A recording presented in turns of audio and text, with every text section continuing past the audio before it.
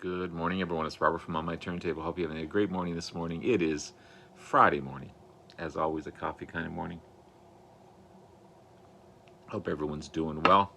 Wanted to enter a contest, yet another contest. There's been so many great contests out there in the BC, showing that the BC is alive and well and doing just fine. This is for the amazing Richard McCook, celebrating his 3 years in the BC of doing videos. That's wonderful, just amazing. I've just surpassed 2 years, I think, in November, so I'll get there someday soon. But yeah, Richard has a great channel, super knowledgeable, great collection of music, knows his stuff for sure. And he's got a contest all revolving around the number 3. Obviously you have to be a subscriber to Richard's channel. Let Richard know that you made a video. It's for a $50 pound, or 50 pounds, sorry. I'm not sure what that relates to dollars. PayPal or Amazon voucher, your choice. And it's the closing date is February 14th, which is Valentine's Day. So great contest. Pick 3 artists from your collection and show their best and worst albums. Show 3 albums that you have on CD that you would like on vinyl, or vice versa if you're a CD collector. And show 3 albums where the best of is really all you need. So it's a great idea for a contest. And let's get started with my stuff here. So congratulations to everyone. Good luck to everyone. And again, congratulations to Richard on a fantastic channel. And hope he keeps going for sure. So I'm going to choose, this was a hard choice really, because these guys have so many great albums. But I chose Green River from CCR as their best album. I could have chosen Willie and the Poor Boys. I could have chosen Bayou Country. I could have chosen so many albums, but I chose this one. Third album by CCR, 1969 release, and the second of the 3 albums they released in that same year. So Bayou Country was released in January, and Willie and the Poor Boys came out in November. This was kind of smack dab in the middle, but it's an amazing album. You got Bad Moon Rising, Lodi, Green River, Commotion. It's also John Fogerty's favorite album as well. Not that I chose it because of that, but it's kind of cool that he chose that. Platinum selling album, ranked number 95 on the Rolling Stones top 500 greatest albums of all time in 2003. I love the cover that they did of Nighttime is the Right Time. The band was just cranking out music left and right. John Fogerty was writing amazing tunes, and the band was at their peak.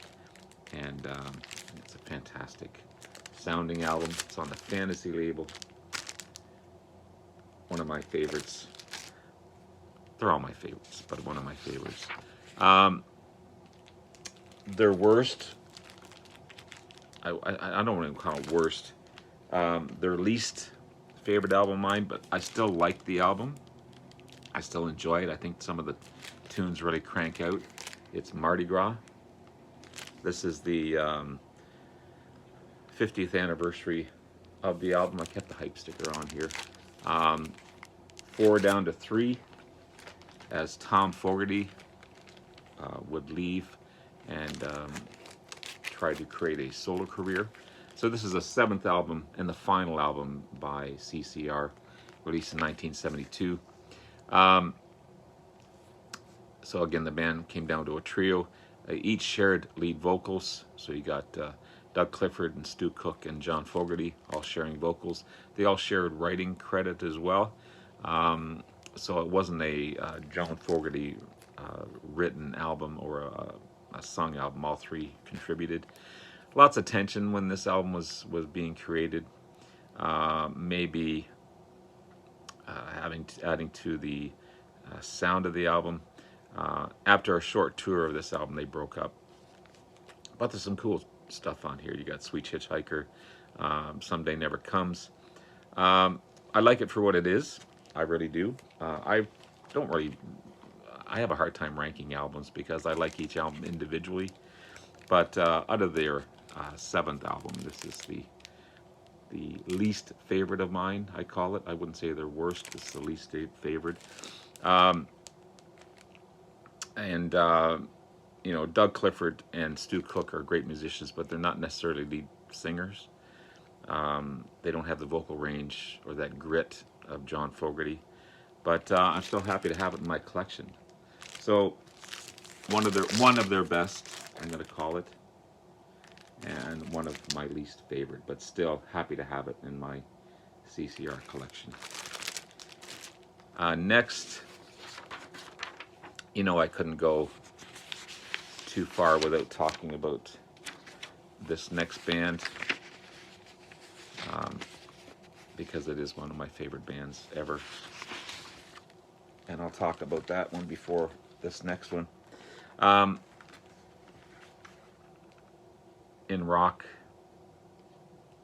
is my favorite album. I'd say, sorry, I wouldn't say they're my favorite album. Let me backtrack on that one. I think it's one of their best albums, but there's so many in the Mark II version of the band. You got Fireball, you got Machine Head. I mean, there's so many great albums. But if you compare this to one of their least favorite albums, Slaves and Masters, no comparison between the two. No comparison between the two. So, amazing fourth album by the band, and the first is the Mark II version of the band. Their first three albums, psychedelic, and quite a bit different than this hard-edged stuff. You got prog rock in there. You got a lot of covers in their first three albums. Of course, the Mark I version featured Rod Evans on vocals and Nick Simper on bass, along with John Lord on keyboards and Richie Blackmore on guitar, and Ian Pace on drums. Ian Pace, still one of the original members of the band ever. But their first three albums were fantastic. I love those first three albums. I really, really do. A different sound, almost a different band when you come to this one in rock. So Richie Blackmore wasn't happy with the sound that they were creating. He wanted a harder edge sound, a more arena rock sound, and he knew that Rod Evans didn't have the pipes to do that. So without Nick Simper's knowledge or Rod Evans' knowledge, Blackmore recruited Ian Gillan, the amazing vocalist Ian Gillan. He can still belt it out today in his late 70s. And to give him that harder rock arena vocal sound. And Roger Glover on bass to give him that deeper bass and that harder edged sound. And Roger Glover, of course, produced a lot of their albums. A great musician. And they created this great album in rock. An amazing album. The first of the Mark I version. It's the early forms of heavy metal and hard rock. It completely changed the sound of the band. They went from a psychedelic prog kind of band to a hard rock and heavy metal band. You got Speed King, Bloodsucker, Child in Time, the amazing Child in Time, kind of their Stairway to Heaven. Flight of the Rat, Into the Fire, Live and Wreck, Hard Lovin' Man, just hit after hit after hit on this one. It's a great in your face album. And to go from that to Slaves and Masters, the 17th album by the band, released in 1990. The only album to, and again, I'm not dissing this album because I actually like this album. I really do like this album. I just don't find it a Deep Purple album. I find it a Rainbow kind of album. So it's the only Purple album to feature Jolene Turner, lead vocalist, who was also lead singer for Rainbow, hence the sound Rainbow. And he was more fitting in Rainbow as well. Rainbow is more of a poppier rock band. The album didn't sell well, and before they even finished their tour of this album, Ian Gillan was brought back because they were working on their next album. Even though Joe Lynn Turner was involved in some of the next album, which would be The Battle Rages On, he didn't complete the album, and Ian Gillan came back. Even John Lord didn't recognize this as a Deep Purple album. But you know, what can you say? Of course, Joe Lynn Turner thought it was a fantastic album because he was involved, obviously. But again, it sounds a little more like Rainbow than it does Deep Purple. I like it. I really do. You've got some great tracks, King of Dreams, The Cut Runs Deep, Fire in the Basement. I'm still happy to have it in my Deep Purple collection, but it's my least favorite Deep Purple album, and I've got almost all their albums here. This came from this little box set as well. It's got Slave and Masters, The Battle Rages On, and Perpendicular, with the beginning of the Mark 4 or 5 with Steve Morse. Reggie Blackmore had left in this area here. But yeah, Slaves and Masters, my least favorite Deep Purple album, but I still like the album. To go from that to this great band here.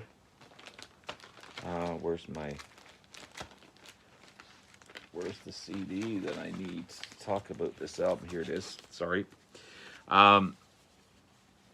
Chicago 2, or in some cases the first under the banner Chicago, because on their first album they were called Chicago Transit Authority, and they had to drop that name because of the city of Chicago was going to sue them if they didn't.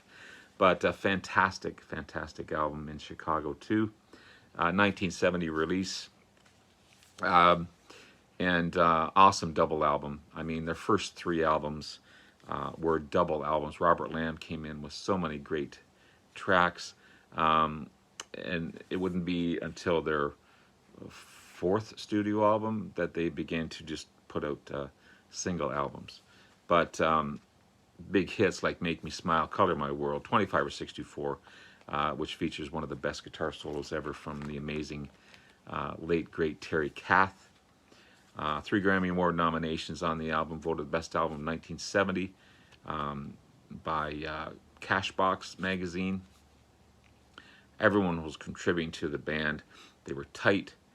This is a Steven Wilson remix as well of this album, and it sounds wonderful. Again, the band was peaking at this point. On their first album was great. It wasn't as polished as this one. I do love the first album, Chicago Transit Authority, but these guys were peaking, and they never really created the same sound afterwards. I mean, there were some great tracks. The band was really good, but they never really created the same sounds or the same songs or the tightness of the songs on any album after that. But it's still one of my favorite albums by the band. And then this is still a great album, but one of my least favorite, Chicago 10. And Chicago, I never listened to anything after Chicago 10. Terry Kath, after Chicago 11, would accidentally kill himself by shooting himself in the head with what he thought was an unloaded gun. But this is a 1977 release. Some cool tracks on there. Still a top-selling album, Grammy Award-winning album, platinum album.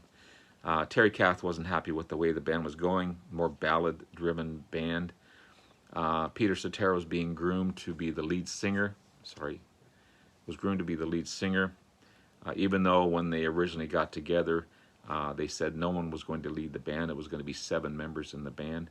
But the record companies, that type of thing, wanted a lead singer, as most bands had lead singers. So, of course, Peter Cetera has an amazing vocal range in his voice, and he was touted as as the lead singer. Of course, it was more of a ballad-driven soft pop band that they would be known for later on. Completely different than the sound coming from here. More politically driven songs in their earlier career, but